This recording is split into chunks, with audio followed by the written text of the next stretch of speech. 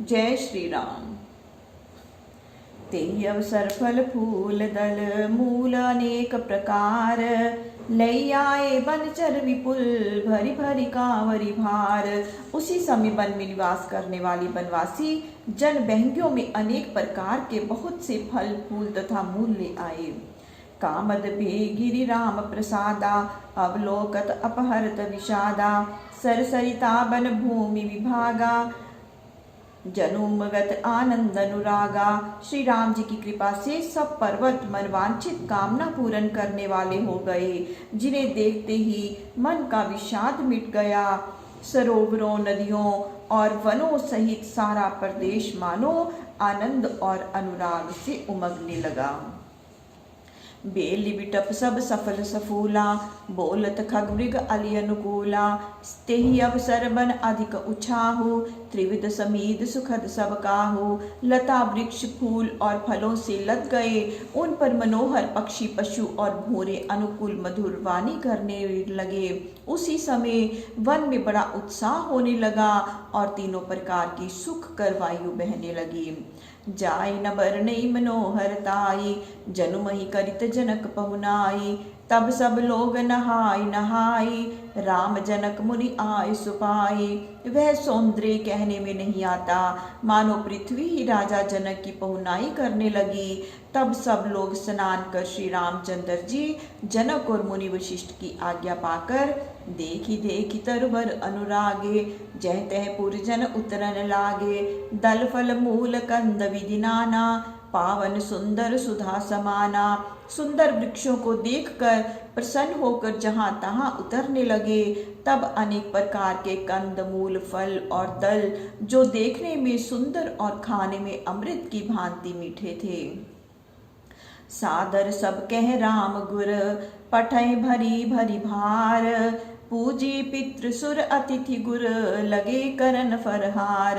उन्हें कांवर में भर भर कर वशिष्ठ जी ने सबके यहाँ आदर के साथ भेजा। तब सब लोग पितृ देवता अतिथि और गुरु की पूजा कर फलाहार करने लगे। ए विधि बासर बीते चारी, राम निरखि नर नारी सुखारी। दु समाज असि रुचि मन चाही, बिनु सिय राम फिर अब भल नाही। इस प्रकार 4 दिन बीते। राम जी को देखकर सभी नर नारी अत्यंत सुखी हुए। दोनों ओर के समाज की मानो यही इच्छा है कि सीता राम के बिना लौटना अच्छा नहीं है। सीता राम संग बनवासु, कोटि अमरपुर सरिस सुपासु। परिहरि लखन राम बैदेही, जय घर भाव बाम बिदतेही। श्री सीता राम जी के साथ वन करोड़ों स्वर्ग के समान सुखकारी है। श्री राम लक्ष्मण और सीता को छोड़कर जिसे घर अच्छा लगे, समझो कि उसे विधाता ही प्रतिकूल है।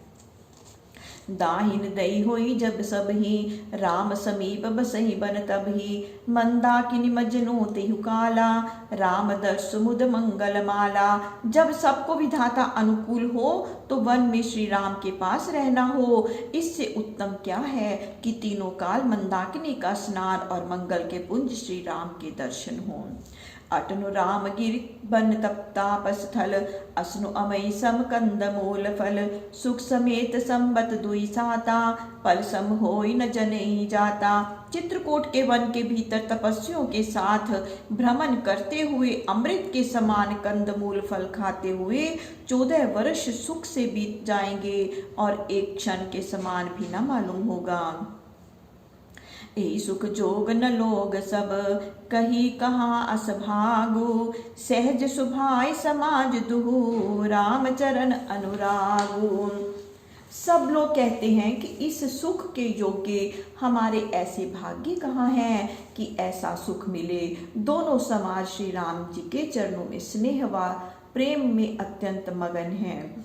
एहि विधि सकल मनोरथ करही, वचन सुप्रेम सुनत मन हरही। सिए मातु तेहि समय पठाई, दासी देखी सो अवसर आई। सब लोग इसी प्रकार से मन में मनोरथ करते हैं, जिनके प्रेम भरे वचनों से मन हरण हो जाता है। सीता जी की माता ने एक दासी को भेजा जो अच्छा अवसर देखकर वहां आई। सावकाश सुनि सब सिय सासु, आयु जनक राज रनिवासु।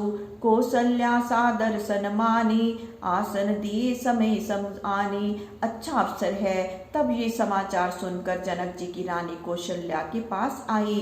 कौशल्या जी ने उनका बड़े आदर के साथ सम्मान किया और समय के अनुरूप आसन दिया। सीलु स्नेह सकल देहु ओरा, द्रवई देखी सुनि कुलिस कठोरा। पुलक शिथिल तन बारि बिलोचन, मई नख लिखन लगी सब सोचन। तब दोनों ओर के शील स्नेह को देखकर सुनकर कठोर वज्र भी द्रवीभूत हो रहा था। अंग शिथिल हो रहे थे, नेत्रों में जल भर गया। नखों से पृथ्वी को लिखती है, सब दुखित होकर शोक करती हैं।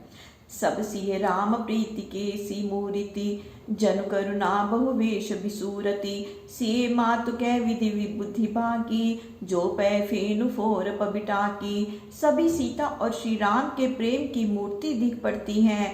तब सीता जी की माता ने कहा कि विधाता की बुद्धि कैसी टेढ़ी है कि कोमल दूध के फेन को वज्र की टांकी से फोड़ना चाहता है। सुनी सुधा देखई गरल, सब कर तूति कराल। जह तह काक उलूक बक, मानस सुकृत मराल। सुनने में अमृत और देखने में विष, ऐसी विधाता की सब करनी बड़ी कठोर है। जगत में काक, उल्लू और बगुले तो सर्वत्र है, पर हंस तो मानसरोवर में ही रहते हैं। सुनी सोच कह देवी सुमित्रा, विधि गति बड़ी विपरीत विचित्रा। जो सृज पालई हरई बहोरी, बाल के निसम विधिमति भोरी। सुमित्रा ने कहा कि हे देवी, विधाता की गति बड़ी विपरीत और विचित्र है। जो बालकों के समान उसको रचता है, फिर पालता है और अंत में संहार कर देता है। कौशल्या कह दोष न काहू, कर्म विबस दुख सुख क्षति लाहू। कठिन कर्म गति जान विधाता, जो शुभ अशुभ सकल फल दाता। कौशल्या जी ने कहा कि किसी का दोष नहीं है, कर्मों की इस गति को विधाता ही जाने, क्योंकि सुख दुख हानि और लाभ ये सब उसी के अधीन है और वही सभी शुभ अशुभ फलों को देने वाला है। ईसर जाय शीस सब ही के, उत्पत्ति स्थिति लय विषों अमी के। देवी मोह बस सोचहि बादी, विधि प्रपंच अस अचल अनादि। ईश्वर की आज्ञा सबके सिर पर है, सर्जन पालन संहार विष और अमृत सभी उसी के अधीन है। इसीलिए हे देवी, तुम वृथा शोक मत करो। विधाता का प्रपंच अनादिकाल से ऐसा ही अविचल है। भूपति जियब मरम उर आनी, सोचई सखी लखी निज हित हानि। सिए मातु कह सत्य सुबानी, सुकृति अवधि अवधपति रानी।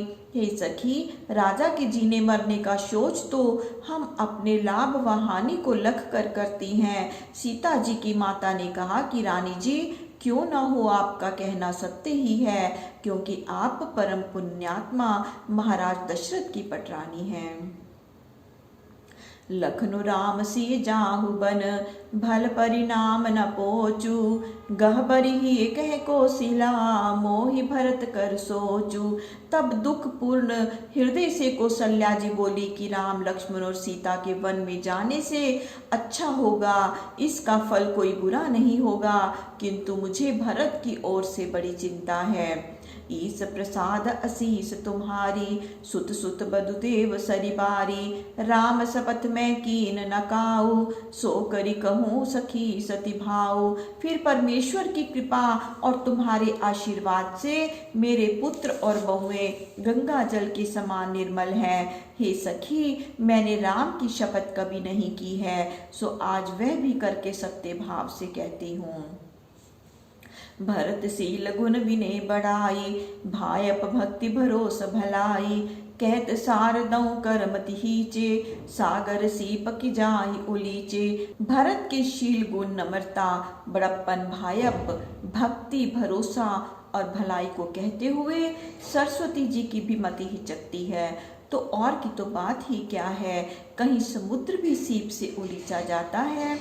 जानो सदा भरत कुल दीपा, बार बार मोहि कहूँ महीपा।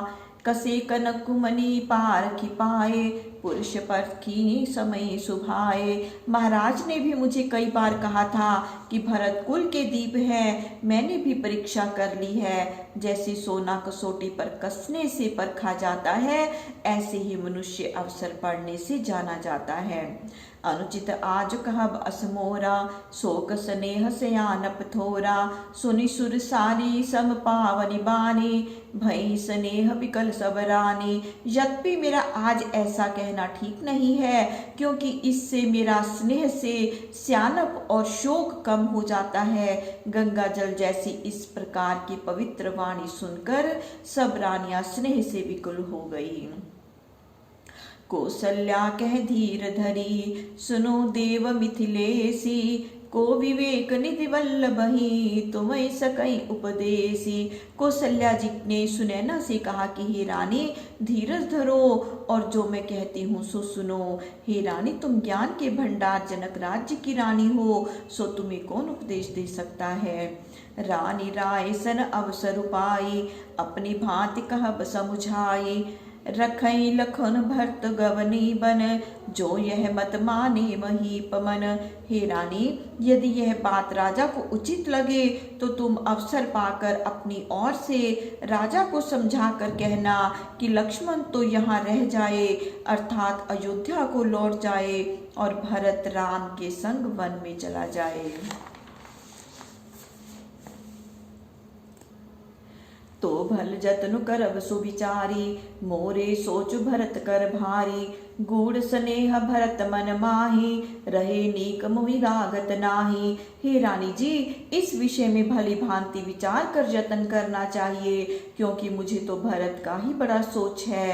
हे रानी, भरत के मन में राम के विषय में अत्यंत प्रेम है। उसके घर रहने में मुझे भलाई नहीं लगती। लखी सुभाय सुनि सरल सुबानी, सब भई मगन करुण रसरानी। नम्र सोन झरि धन्य धन्य धुनि, शिथिल स्नेह सिद्ध जोगी मुनि। कौशल्या का स्वभाव देख और उनकी सुंदर वाणी सुनकर सब रानियां करुण रस में मगन हो गई।